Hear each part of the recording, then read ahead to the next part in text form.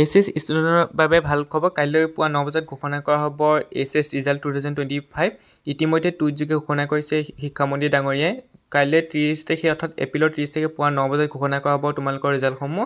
30 এপ্ৰিলৰ ভিতৰত যিহেতু দিয়া কথা আছিল ৰিজাল্টসমূহ, গতিকে কাইলৈ পুৱা 9 বজাতে তোমালোকৰ ৰিজাল্টসমূহ দিয়া হ'ব।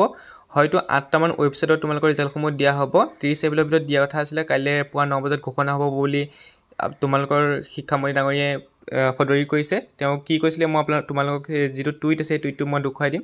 গতিকে কাইলৈ পুৱা 9 বজাত তোমালোকে ৰিজাল্ট চাবলৈ সাজু হোৱা। কাইলৈ পুৱা 9 বজাতে তোমালোকৰ ৰিজাল্টসমূহ দিয়া হ'ব। গতিকে একযোগে ঘোষণা কৰিছে শিক্ষামন্ত্ৰী ৰণোজ পেগু ডাঙৰীয়াই। কাইলৈ পুৱা 9 বজাতে তোমালোকৰ ফলাফলসমূহ পাই যাবা।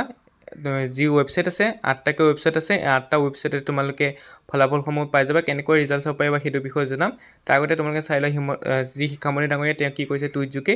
টুইটটো তোমালোকে চালেহে গম পাবা তেওঁ কি ক'ব বিচাৰিছে। ইয়াত কৈছে, মই জনাবলৈ পাই সুখী যে কলা, বিজ্ঞান, বাণিজ্য, ভকেচনেল শাখাৰ উচ্চতৰ মাধ্যমিকৰ যি ফলাফল আছে অহা কাইলৈ অৰ্থাৎ পুৱা 9 বজাত ঘোষণা কৰা হ'ব। তেওঁ টুইটযোগে ঘোষণা কৰিছে, গতিকে তোমালোকে টুইটটো চাব পাৰা।